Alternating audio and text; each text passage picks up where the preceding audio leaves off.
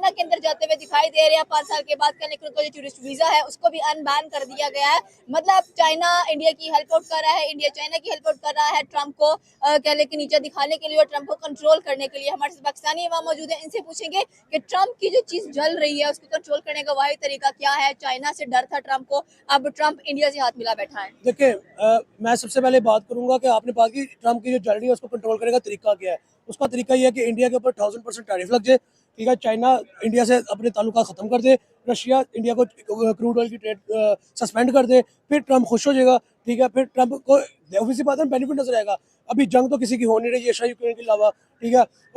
तो असला रशिया तो ही लेगा अब अमेरिका से, ठीक है, जंग के लिए। तो मैं सबसे बड़ा पॉइंट यहाँ पे ये है कि अमेरिका को कोई कहते हैं उसको रेवेन्यू नजर नहीं आ रहा कहीं से बेसिकली। तो इसलिए वो चाह रहा है कि जैसे पाकिस्तान अमेरिका से ऑयल ले रहा है, वैसे इंडिया भी अमेरिका से ही ऑयल ले और अमेरिका के मुंह बोली कीमत पे ले। तो इंडिया बेसिकली, मैं यहाँ पे बात दूंगा कि ठीक है, इंडिया में लाख बुराइयां होंगी, मैं एग्री करता हूँ, बट उनकी इस टाइम जो एक जो पॉलिटिकल स्ट्रेटेजी चल रही है उनके प्राइम मिनिस्टर की, लाइक वो अपने अपने बारे सोच ही नहीं रहा। वो ये नहीं सोचा कि मैं इतनी जायदाद ना लूँ, मैं यहाँ पे अपना प्रॉपर्टी को लूँ, यहाँ मैं यहाँ एसेट ना लूँ, लाइक मेरी आने वाली जो बाकी ज़िंदगी है, लाइक वो इजीली गुजरे।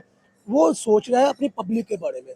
मैं यहाँ पे ना एक बात हमेशा करता हूँ कि जो 1.5 अरब की आबादी है उसको प्राइम मिनिस्टर नरेंद्र मोदी ने अपनी फैमिली मेंबर माना, ठीक है। फैमिली के सरबराह बने अगर, तो फैमिली के सरबराह बन के दिखा भी रहे हैं। वो देखे, उन्होंने उनको नेशनल इंटरेस्ट की है ना कि लाइक मेरी जो पब्लिक है अगर वो मुझे सिलेक्ट करती है अपने वोट से, लाइक मुझे चाहती है कि हमारे मुल्क को, हमारे इंडिया को जो है नरेंद्र मोदी हैंडल करें, नरेंद्र मोदी चलाएं, तो वो अपनी नेशन के बारे में सोच रहे हैं। वो अमेरिका से डबल ट्रिपल कीमतों पे ऑयल लेने के बजाय रशिया के साथ अपने जो टाइज है उनको मजीद स्ट्रॉन्ग करते जा रहे हैं, जो रशिया के साथ बॉन्ड है उनको मजीद स्ट्रॉन्ग करते जा रहे हैं।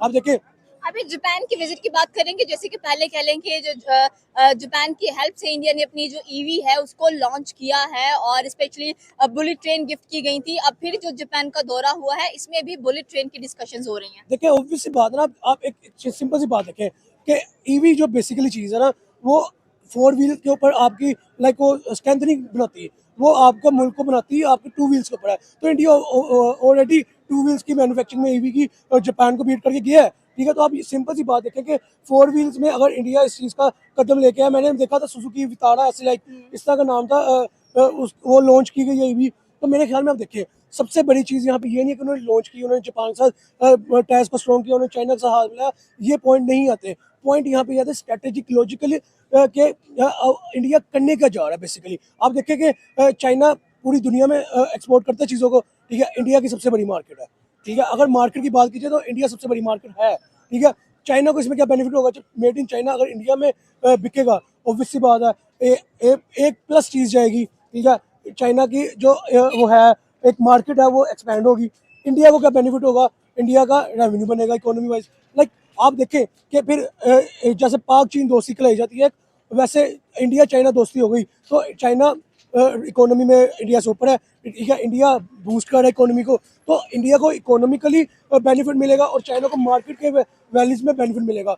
ये सबसे बड़ी बात है। उसके बाद आप जापान की बात करनी है, नरेंद्र मोदी जापान के टूर पे गए, हमें नरेंद्र मोदी साल में कोई 1000 टूर करते नजर आते हैं, लाइक नेपाल जाते हैं, भूटान जाते हैं, उसके बाद पहले बांग्लादेश भी जाते थे, उसके बाद देखे कि जहाँ पे वो दौरे पे जाते हैं, 5 नेशन टूर था, अब 2 नेशन टूर एग्जैक्टली जहाँ पे दौरे पे जाते हैं वो बेसिकली वहाँ पे अगलों के इंटरेस्ट के लिए जाते हैं, वो अपने नेशन के इंटरेस्ट के लिए जाते हैं कि उससे हमारे उस टूर के ऊपर होने वाले एकदम जो होंगे उससे हमारी मेरी नेशन को क्या बेनिफिट मिलेगा। लाइक आप देखिए ना, एक सिंपल सी बात है कि इंडिया को पहले पर बैरल क्रूड ऑयल मिल रहा था आई थिंक 62 रुपीज़, ठीक है। उसके बाद 5% और कम हो गया, रशिया ने 5% और कम कर दिया पर बैरल के हिसाब से, तो 56-57 की रेशो में आ गया।